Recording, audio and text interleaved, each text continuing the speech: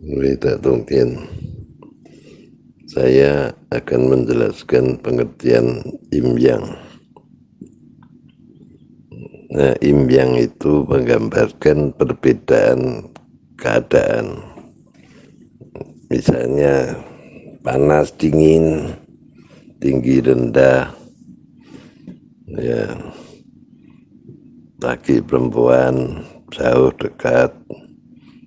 Itu kondisi-kondisi yang berbeda itu bisa digambarkan dengan imbyang.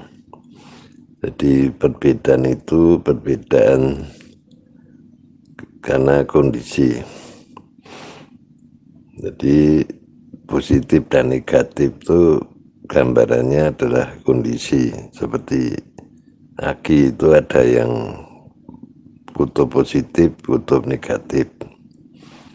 Demikian bumi, ada kutub utara, ada kutub selatan. Jadi kita membayangkan pengertian imbyang itu sebagai perbedaan kondisi, berbeda dengan niat baik dan niat jahat. Ini bukan imbyang. Niat jahat itu adalah sumber kejahatan. Maka sumber kejahatan itu harus dijauhi, harus dihilangkan dari masyarakat. Sedangkan niat baik itu harus dibina, dikembangkan.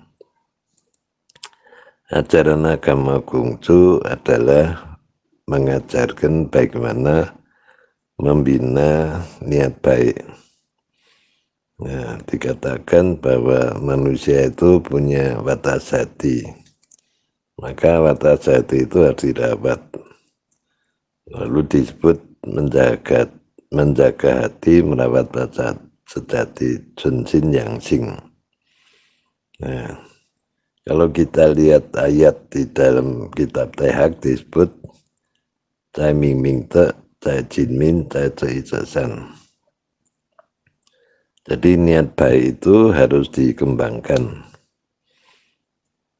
Pertama-tama yaitu mengembilangkan kebajikan yang bercahaya,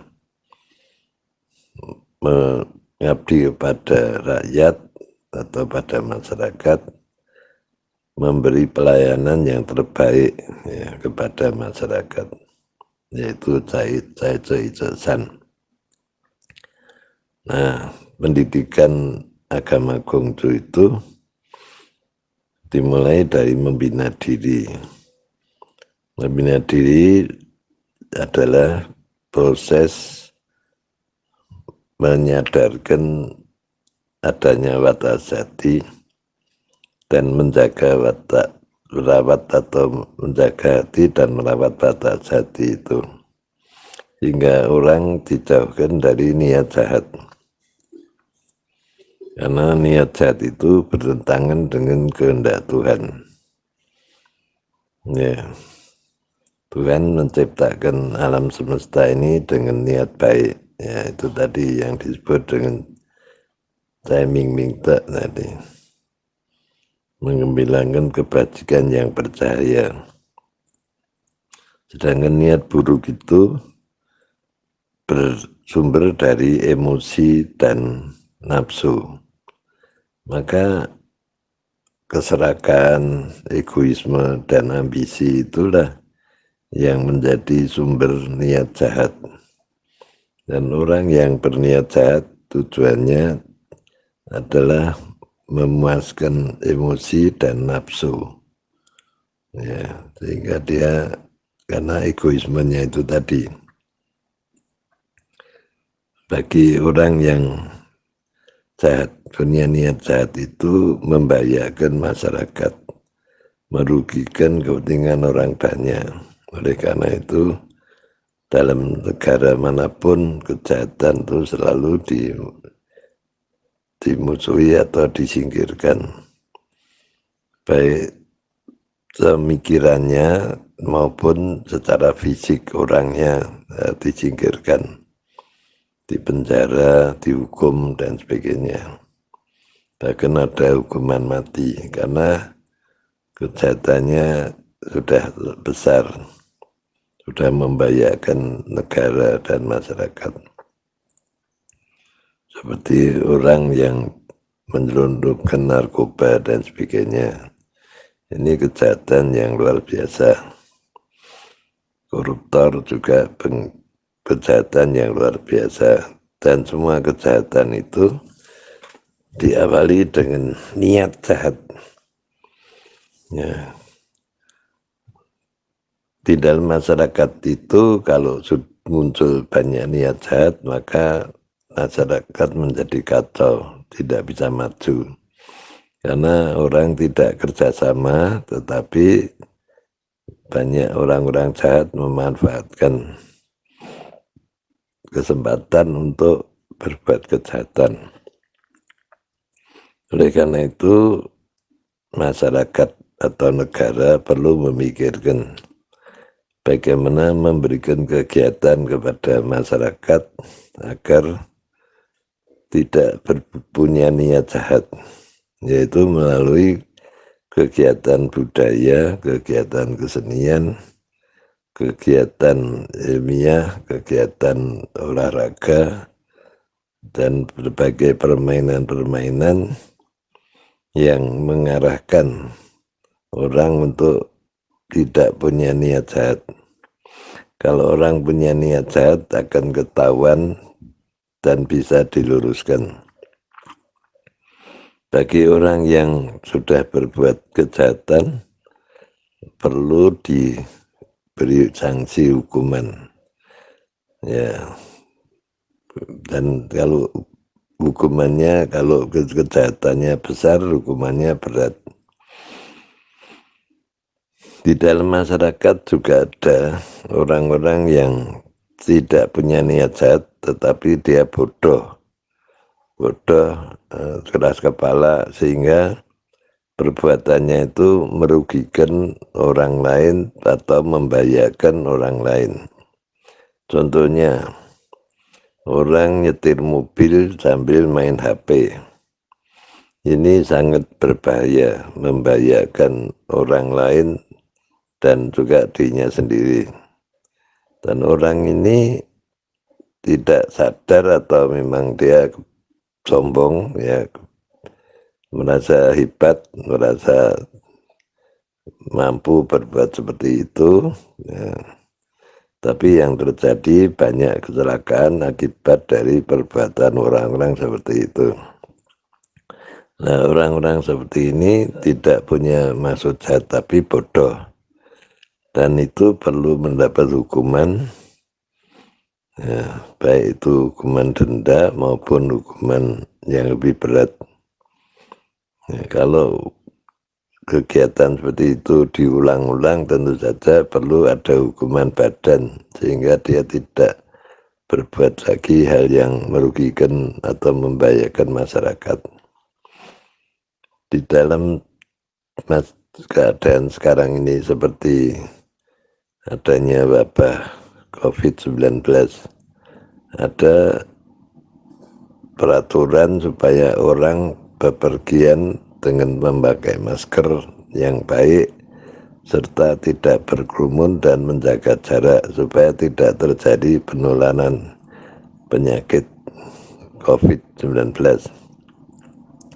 Tetapi banyak orang itu bodoh atau memang keras kepala dan tidak peduli, jadi punya sifat yang tidak peduli pada orang lain. Orang-orang seperti ini pasti membahayakan karena dia tetap tidak patuh pada protokol kesehatan.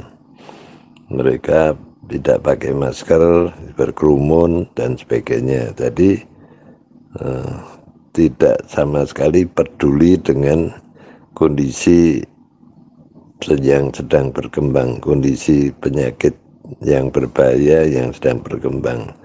Nah, orang-orang seperti ini kadang-kadang tidak bisa dinasihati dan maka harus dibuat tindakan hukum. Dan ini tidak jahat tetapi merugikan masyarakat dan membahayakan masyarakat. Maka perlu ada satu tindakan yang keras, ya, yaitu misalnya didenda. Kalau tidak jera, ya tidak sadar, didenda, ya denda atau bayar. Tapi tetap berbuat hal yang sama. Nah, orang-orang seperti ini memang perlu ada tindakan fisik, yaitu di penjara, ya, supaya tidak membahayakan. Jadi kadang-kadang kebodohan dan kejahatan itu susah untuk dipisahkan dalam perbuatan. Jadi banyak orang berbuat kebodohan, akibatnya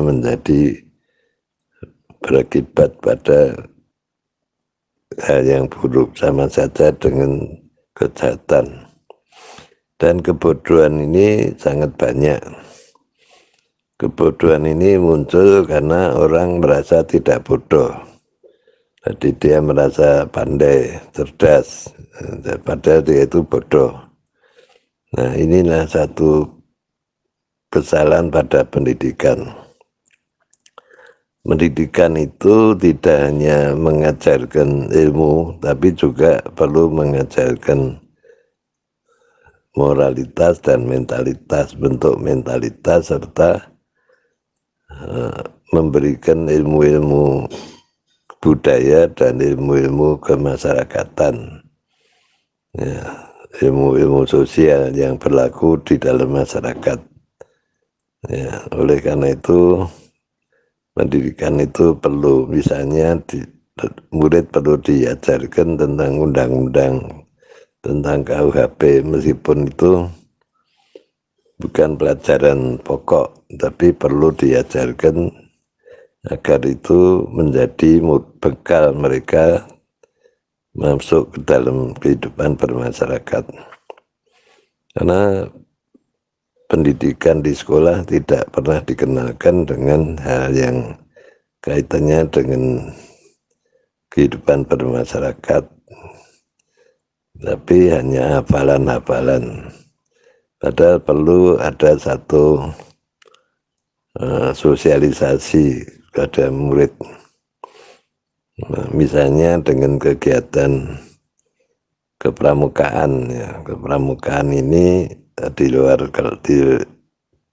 mestinya di luar pelajaran, ya. Tadi ada kegiatan-kegiatan yang tidak masuk nilai, tapi masuk permainan-permainan yang itu untuk memperkenalkan siswa kepada kehidupan yang nyata dalam masyarakat, sehingga tidak berkembang niat jahat itu.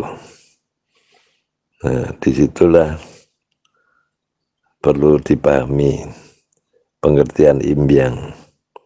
Imbyang itu tidak memadukan kejahatan dengan kebaikan, sama sekali tidak. Justru kejahatan itu harus dibasmi, karena itu bukan hubungan imbyang, tapi itu adalah memang suatu niat, ya, niat yang tidak baik, niat jahat yang merugikan masyarakat.